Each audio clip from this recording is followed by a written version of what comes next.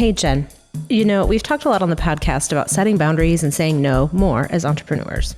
You are right. But today we're actually talking about saying yes a little more. Oh, geez. Yep. We will explore what new opportunities open up when you take risks and try new things.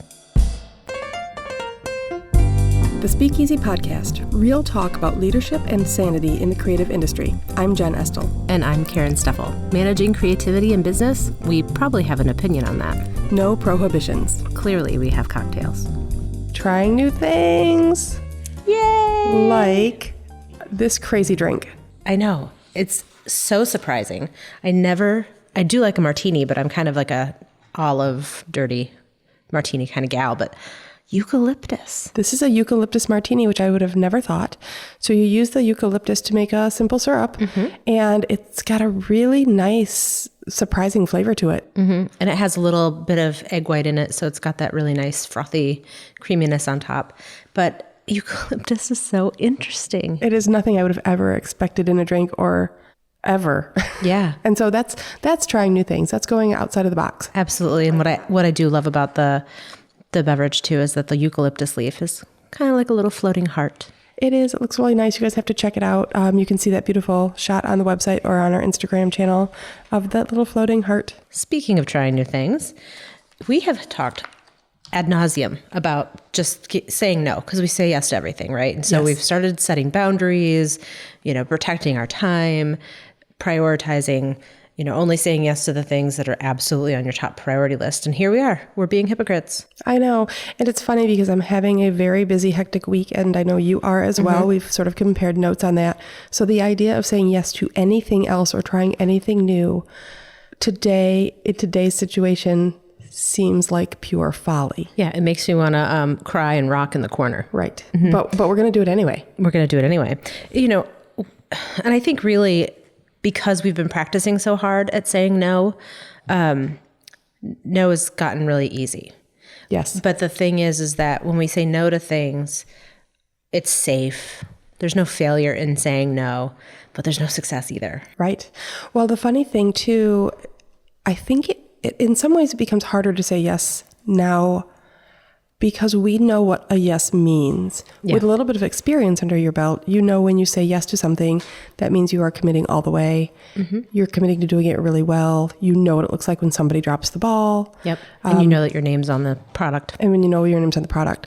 So I think we probably at this point in our careers understand the ramifications of a yes more than we would have a couple of decades ago. Yeah, absolutely. Right. So that mix of us practicing saying no and understanding the ramifications of yes is kind of what got us to this topic. Yeah, absolutely. So I loved when we were kind of preparing for this episode, how you described trying new things, that, it's that childlike wonder. It is. It's almost like the process of falling in love, right? That enthusiasm you get when you have something new and you've discovered it for the first time and you talk about it to everyone like you were the first person to discover it and it's the most important and most interesting thing that's ever happened in the world. That feeling, I know we all remember that feeling, right? Absolutely. Well, and I think that's the experience that I know both you and I have talked about as we watch our kids kind of hit milestones and things like that. But you're right. You move from evangelist for the thing that you've tried to, the adopter, but you can't recreate that feeling of the first thrill. No, it really only happens once. And, there's a lot of psychology and physiology in it, really. The things that happen in your body and your brain when you've discovered something new or you're super excited, that first hit feels magical. And then as you get used to it, you become confident and you become well-versed and you get used to that feeling, which is why I think it's important to keep trying new things because you keep getting that infusion of magic, right? Yeah. And it's that dopamine and it's, but you're right. I think that's too, not only like the first time you get a tattoo, that's why people get more than one. The first time you jump out of a plane, those types of hits, right? It's thrilling to try something new. And whatever the new thing is different for everybody. You can get, I can be thrilled trying a new cheese I've never tried. Yeah, it doesn't matter what the thing is that you're going to try. And when you think about it, we always talk about childhood being magical and children being full of wonder. And imagine as a young person, almost everything you're experiencing is new and delightful and different and unusual. And so that sense of wonder comes at you all of the time.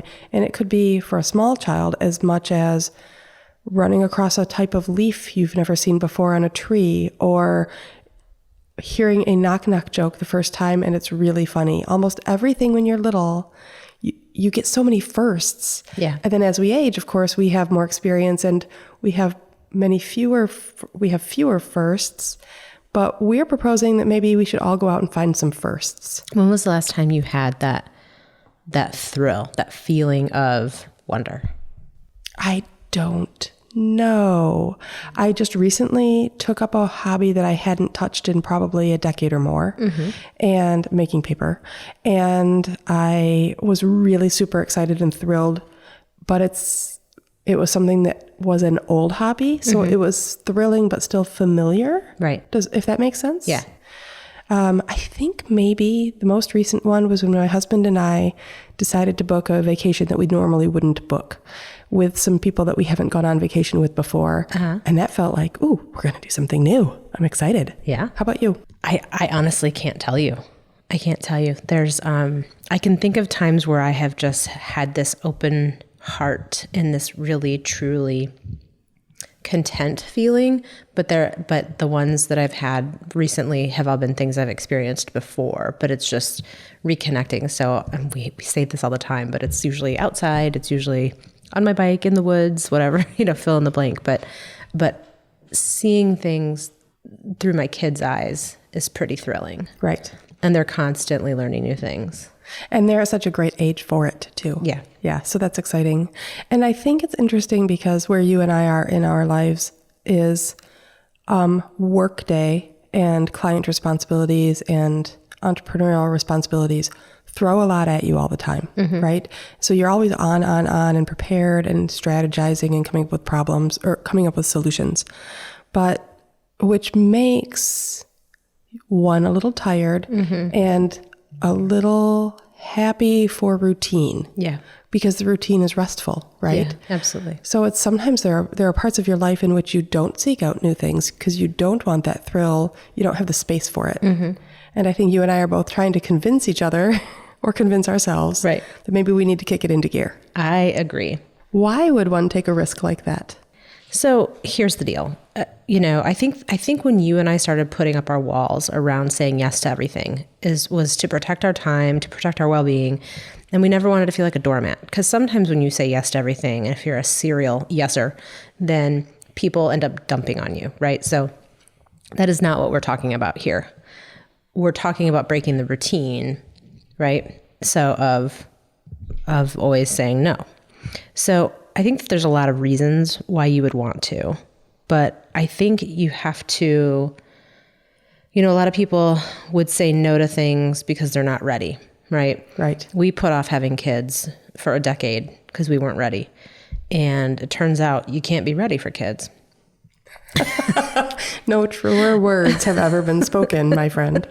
And so whether that's financially or emotionally or whatever, you're just never ready because they just show up, right? So I think that's true whether it's starting a family or buying a house or, starting a business, whatever it is that, you throw your hat over the fence and you figure out how you're going to get it later, right? Yeah.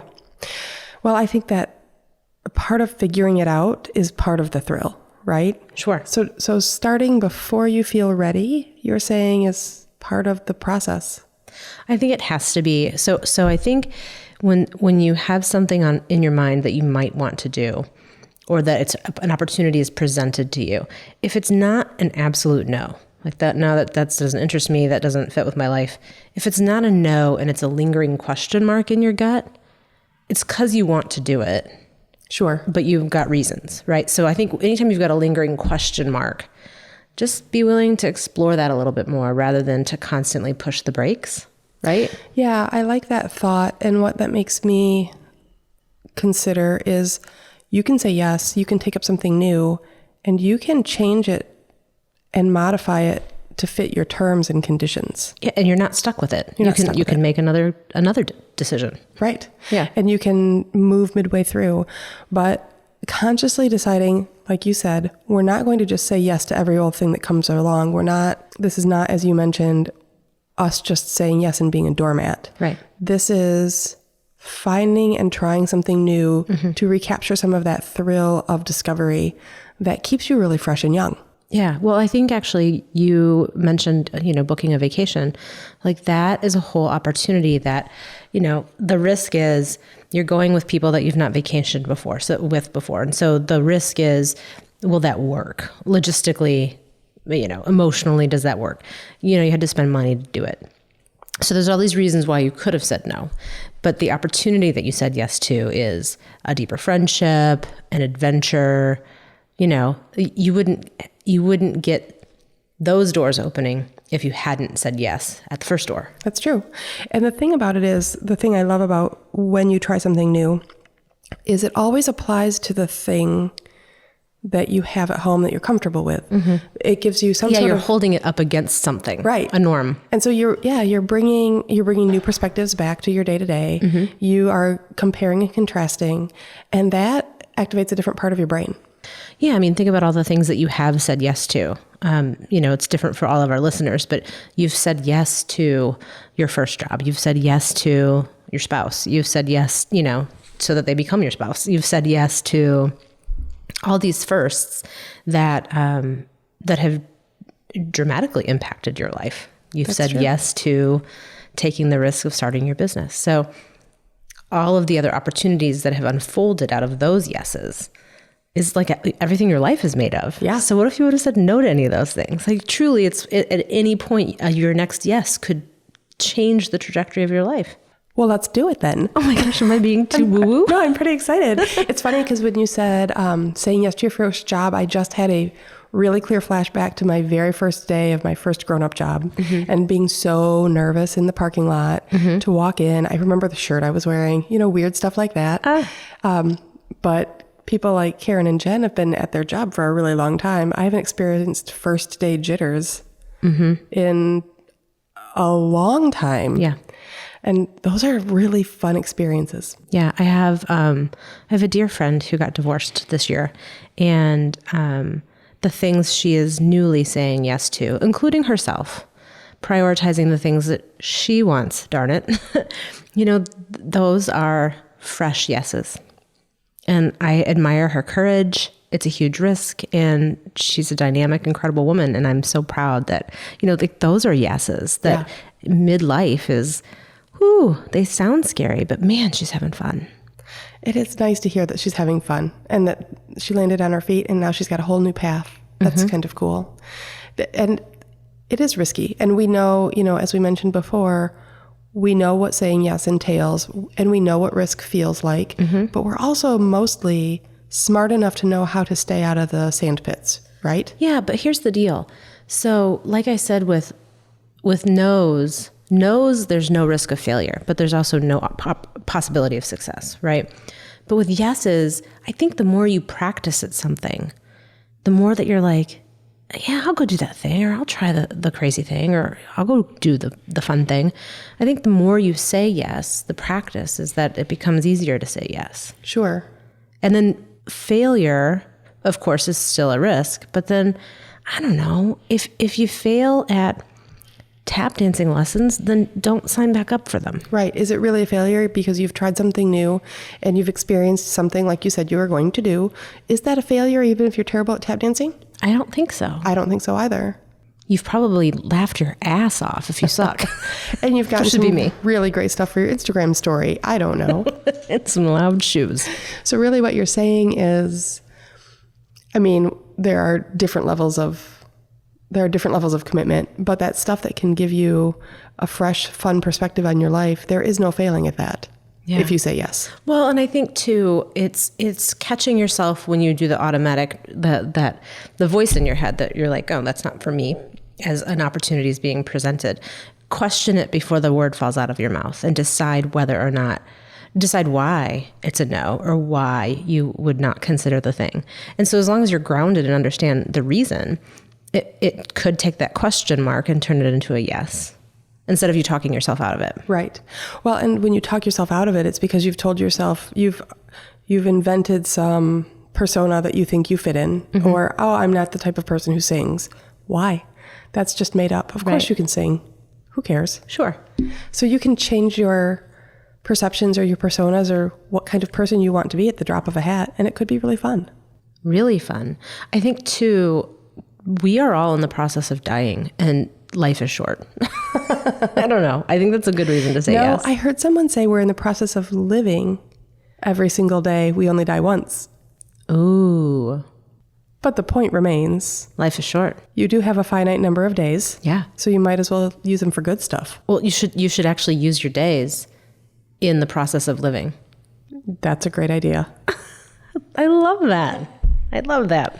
You can tell Karen and Jen are gearing up for a great year. This 2020 stuff is going to be fantastic. Oh my gosh.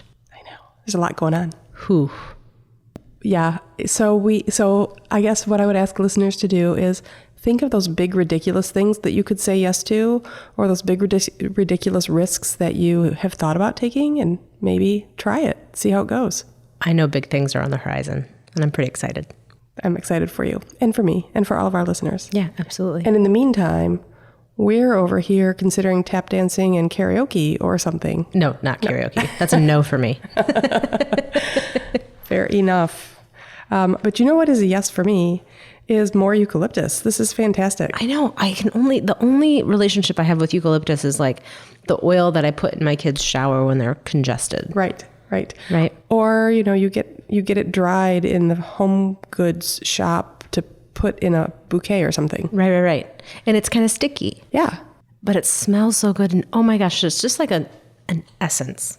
There is. It's nice. And so we definitely tried. Well, we are very thankful that we are able to try new drinks on the regular with this little situation we've got going on. But this one was a real surprise, and I would have never imagined. And it's so cute. It's pretty. Thanks for listening to the episode. If you liked it, share it with a friend. You can find us wherever you listen to your favorite podcasts. Make sure to subscribe so you don't miss any of our honest conversations. Hey, Karen, do you like to play games? Board games, and I recently taught my son Rummy, but that's not what we're talking about, right? Right.